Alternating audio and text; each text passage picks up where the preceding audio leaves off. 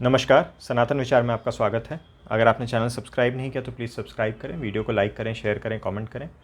आज हम गीता प्रेस गोरखपुर द्वारा प्रकाशित एक और पुस्तिका पर चर्चा कर रहे हैं जिसका शीर्षक है बाल चित्र में बुद्ध लीला। जो पुस्तिका है मुख्यतः बालक बालिकाओं को भगवान बुद्ध के चरित्र से परिचित कराने के उद्देश्य से ये पुस्तिका जो है निकाली गई है। इसका कोड 537 है, 537। मेरे पास जो प्रति है उसका मूल्य 12 रुपये है। पीछे एक सूची दी गई है गीता प्रेस द्वारा प्रकाशित बाल साहित्य के बारे में। कई सारे इस प्रकार की पुस्तिकाएं जो हैं और कुछ ऐसे छोटे पुस्तक भी बाल साहित्य के अंतर्गत गीता प्रेस प्रकाशित करती है। श्री हनुमान प्रसाद पोद्दार जी द्वारा ये एक नम्र निवेदन दिया गया है इस पुस्तिका के संदर्भ में। भगवान बुद्ध का चरित्र बड़ा पवित्र और उदार है। हमारे बालक बालिका उनके चरित्र से सहज ही परिचित हो जाएं, इसी उद्देश्य से यह पुस्तिका प्रकाशित की जा रही है।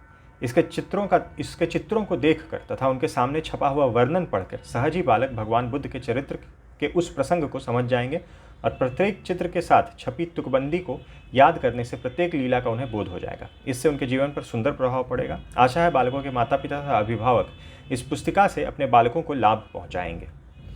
तो यहाँ प्रसंग जो है वह बताया गया है। फिर हर पृष्ठ पे चित्र दिए गए हैं। चित्र के नीचे एक तुकबंदी दी गई है, जैसे वन लुम्बिनी ऊंचा तरुशाल, माता खड़ी धरे एक ढाल, जनमत बुद्ध चले पद साथ, प्रति पद पर प्रगटे जल जात। और इससे संबंधित जो प्रसंग है उसको यहाँ पर समझा दिया गया। तो हर चित्र से संबंधित प्रसंग यहाँ समझाया गया और चित्र के नीचे तुकबंदी दी गई है। तो हर पृष्ठ पे इस प्रकार से 3 चित्र दिए गए हैं, तीनों चित्रों के नीचे तुकबंदी और फिर प्रसंग समझाया गया है।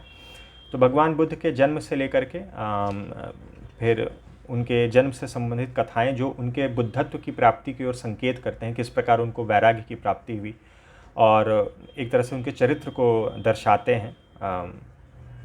जैसे कि हंस पर दया, थके हुए घोड़े की सेवा, आखेट में मृग पर दया। तो इस प्रकार से उनके चरित्र का चित्रण किया गया है।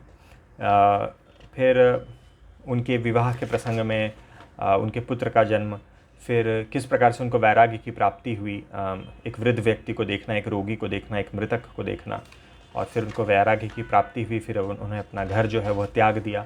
इस प्रकार से ही किस प्रकार से उन्होंने धर्म का अनुसंधान किया, फिर तपस्या की, फिर गाती स्त्रियों के गीत से उनको शिक्षा मिली, जैसे छोड़ न ढीले वीणा तार, खींच न टूटे कर झंकार, कुछ नारी गाती रह यह राग, मिला बुद्ध को मध्यम मार्ग।